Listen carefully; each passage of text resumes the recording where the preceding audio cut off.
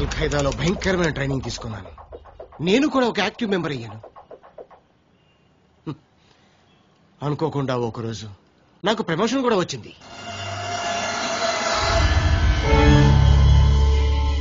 ये क्या है मालूम? ये लकड़ी है. अरे लफूट, ये लकड़ी नहीं, अमेरिका का ट्विन टावर्स है. Twin towers towers.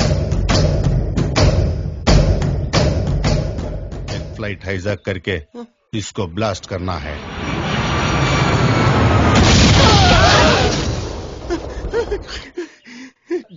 तुम्हें इस ऑपरेशन करना है.